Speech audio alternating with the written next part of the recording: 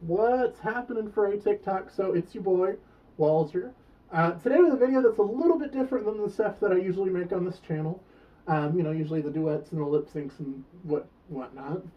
And the reason that I'm making this video is I think it's something that's super important that does not get talked about enough in the furry fandom. Fursuiting with asthma, and also handling a fursuiter that has asthma. Now, there's a really great video by Boltmutt if I can find a way to link it, like in the comments or something, that I definitely will, that kind of inspired me to do this. That video is a couple of years old, and I just kind of wanted to give my perspective and maybe some recommendations for handlers of people that are fursuiting. So, what is asthma? In the very basic sense of the phrase of the word of the disease, if you want to call it that, it's a shortness of breath. It's caused by a bunch of different stuff. Different people have different factors. Typically, if you're an asthmatic, you know what sets you off, or you know what combination of things might set it off, or what might make it worse than another thing. However, something that I did kind of want to touch on is make sure that you and your handler, and fursuiters, this goes to you especially, know when it's time to tell you, hey, you need to take a puff, whether you want to stop fursuiting or not. Because, and come in real close furries, we're real bad about knowing when we need to take a break. Let's agree to that. But anyway, so the first thing is, typically, depending on the style of your fursuit and how the mouth is, you may not even need to do anything like this to, get a puff off of your inhaler real quick. But if for some reason you're one of the people that still keeps on the whole, protecting the magic kind of thing, come up with some kind of hand signal or some kind of way you can react in fursuit to tell your handler, hey, I need to go find a headless lounge, I need my inhaler. Or even at the headless lounge, somewhere that's, off to the corner, out of the way, so that you can both get a puff off your inhaler and take a few minutes to breathe, because these fursuits are fucking hot. You are absolutely going to need to breathe. You're absolutely going to get sweaty, and you're going to get hot, and especially if that's a trigger for your asthma, make sure you keep yourself well hydrated to keep cool, but also keep your inhaler around. Something I also recommend is that if you have extras, say you have 3 extras, keep one in your room, keep one on your person, so maybe in a pocket, or if you don't have a pocket in your fursuit, obviously, you're in your Under Armour. If you're wearing a full suit, keep a fanny pack or a backpack or something, and then have your handler have an inhaler, because things happen. You might set it down after taking it and walk off and leave it.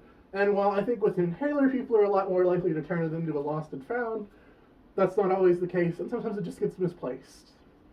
So backups, backups, backups, backups. When I went to FWA this year, I made sure to have 2 or 3 backups. And typically, while I didn't have it this year, I also will usually make sure to keep my nebulizer really handy, which I'll get to in just a moment. I'm even going to show a little tutorial to any fursuit handlers, should it be the situation where you need to set up a nebulizer for your fursuiter. So, hopefully that'll help here in just a moment when I get that done. It's really simple. It's literally 3 steps, but it's 3 steps that could save somebody's life, so I think it's really important to know. And I think it's something that isn't touched on quite a bit, or quite as much as it should be anyway. So, typically with an inhaler, you will take the cap off. Most people will spray it once, just in case there's anything in there. I've unfortunately had it happen a few times where I'll have a gum wrapper or something in my pocket, and it'll happen. I'll go and hit it without doing that first or checking the inside of it. And I've swallowed gum wrappers and stuff before. Not a pleasant experience, especially when you're not breathing. Something else I do also super want to recommend is if you are still having asthma issues, of course, while after you've taken your inhaler or taken a nebulizer, it's going to suck, but maybe go find the medical tent or whatever that you would have at your local convention. Maybe reach out to like accessibility at that convention and say, hey, I have asthma. If for some reason it gets, goes from bad to worse, is there anything you guys can do to help, or any recommendations you can make of things to keep on hand? All right. Tip number 2. I know that was one real long tip about the inhalers. Say that you're out for some reason and you don't have your inhaler at the convention. Caffeine, even if you're not, even unless you're like dire not supposed to have it, caffeine is a really good stimulant, and it'll kind of help. It won't fix it. It will not stop an asthma attack. I'm also not a doctor, so take that advice with a grain of salt. But this is something that's always helped me growing up. Find a place that's got coffee. It doesn't have to be sweet. Doesn't have to be black or anything. But caffeinated coffee, some Mountain Dew, something that has caffeine in it. It'll kind of help calm the symptoms as they come. So then that brings me on to our third bit of information. Nebulizers. Always, if you have a nebulizer, bring it.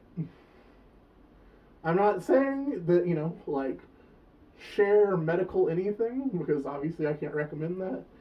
But, like, if you, as a person with asthma, know maybe, hey, yours isn't as bad, but you've got other people coming that have it, it could literally save someone's life if they don't bring theirs for some reason. I always bring mine. I always make sure to let it be known that, hey, I've got my nebulizer. If somebody has asthma and they desperately need, a puff off the inhaler, please, or a puff off the inhaler, or, they need a breathing treatment, please don't even bother asking. As long as I have treatments, take one. I'd rather you be alive and breathing than not. All right, so I'm going to pause this here, and the next cut you're going to see is actually going to be the nebulizer itself and me kind of showing how to set it up, how to turn it on.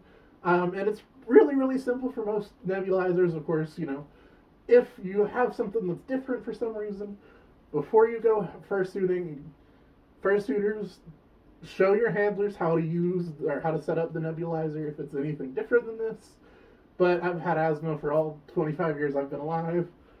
So, most nebulizers are pretty much the exact same. So hold on. So yeah, next thing you'll see is the nebulizer. What's up, future Walter here. So, as I mentioned, when it comes to asthma and, bringing your nebulizer, this is for the handlers that have either never seen a nebulizer, don't know how to set one up. And again, like I said, if for some reason your fursuiters nebulizer is a bit different, talk with them. Let them know, have them show you how to set it up. If it's to that point, typically we know, we can I usually recommend maybe keeping it set up somewhere off to the side. But, as room parties and stuff happen, you don't want things to get, broken or knocked off. Or I don't think most people would steal, asthma medication, because I feel like if you do, you probably needed it even worse than I already do. All right, so, and, inhalers, not everybody's mouthpiece is going to be the same, but it's the same simple concept. So what you will do is you will take off the top. Sometimes they screw off from the bottom. You will take one of these. Don't recommend 2 unless you're really bad off, but if you're that bad off, maybe recommend seeing a doctor or reaching out to the medical staff. Take one of these, which is albuterol for me. I think it's pretty much the same across the board, but if not, talk it over. Squirt it into the little thing here. Screw the cap back on. A bit more successfully than that, preferably. And then you're going to take this cord here. Again, this could probably be left plugged in. And everybody's is going to be a little bit different. Mine, I kind of got to twist it on there. Do the same thing with this end on this. And then I'm not going to do it because I have actual medicine in here. You're going to flip the switch, and then usually breathing treatments, they can take about 15-20 minutes depending on this on the breathing treatment itself and how long you need. But yeah, so well, I hope that helps. I took myself off to make the end of this video, but yeah. Thank you so much for watching, and like I said, if you have any questions, ask your doctor first, but if you have any questions about being a handler with asthma, don't hesitate to reach out.